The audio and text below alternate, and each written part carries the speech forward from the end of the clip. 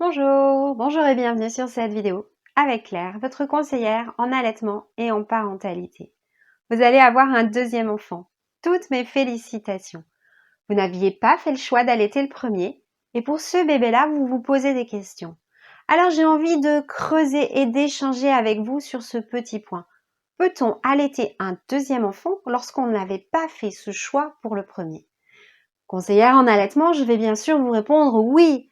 Oui, évidemment, vous le pouvez. Et pourquoi ? Eh bien, pour toutes les bonnes raisons qui peuvent faire qu'on est amené à choisir l'allaitement, tous les bénéfices que cela peut avoir pour la santé de votre bébé à venir.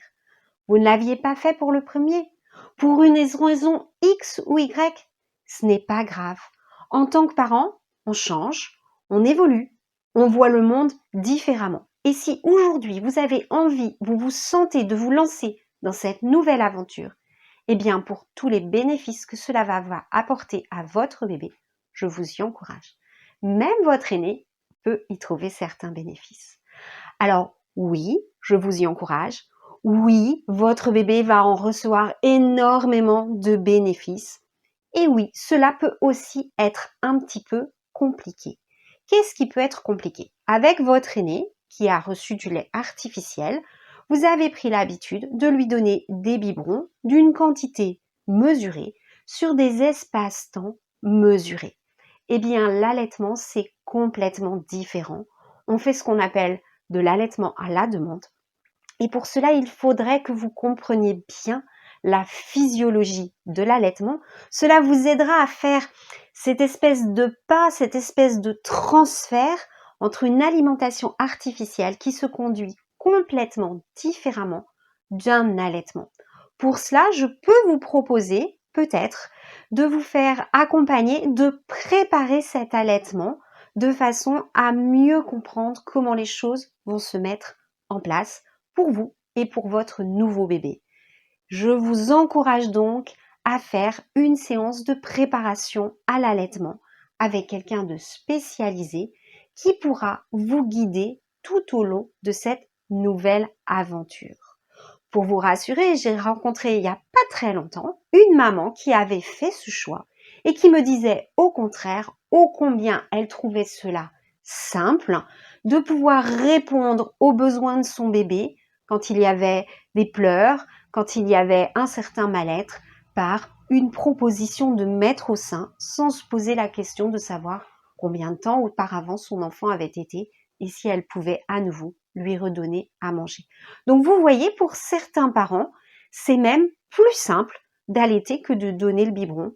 Ce n'est pas toujours le cas. Parfois, on est vraiment déstabilisé par ces changements de rythme. Et puis, vous pouvez aussi vous poser la question, mais comment je vais expliquer ça à mon aîné ? Eh bien, vous lui expliquez tout simplement. Vous lui racontez que quand il est né, lui, vous avez fait certains choix parce que vous viviez dans certaines conditions, vous pensiez certaines choses et qu'à ce moment-là, vous saviez que le meilleur choix que vous puissiez faire pour lui, eh bien, c'était de lui donner du lait artificiel, avec les avantages et les inconvénients que cela a. Et qu'aujourd'hui, les choses ont changé et que vous faites le choix de faire différemment pour son petit frère et sa petite sœur. On essaye en tant que parents d'éduquer ses enfants et de leur apporter tout ce qu'ils ont besoin au moment où ils ont besoin, de leur donner une éducation équitable et sans faire de préférence. Mais équitable, ça ne signifie pas exactement la même chose pour chacun. On fait ce que l'on peut avec ce que l'on a, au moment où l'on est, dans la famille que l'on est et avec les enfants que l'on a. Voilà ce que j'avais envie de partager avec vous sur cette idée de choisir l'allaitement pour un deuxième alors que l'on ne l'a pas fait pour un premier.